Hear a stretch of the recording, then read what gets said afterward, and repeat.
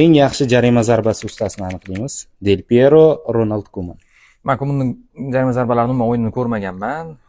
Ko'p gol urgan deyishadi jarima zarbasidan, lekin Del Pieroniki xotiramda, tasavvurimda yorqin qolgan, shuning uchun Del Piero. Del Piero, Maradona. Maradonanikini ham ko'rmaganman-da aksiga olib. Hozir Maradonani Del Piero bilan qiyinku. Del Piero bo'lsin jarima zarbasi. Del Piero, Andrea Pirlo. Pirlo. Pirlo, Juninho. Juninho Pernambucano.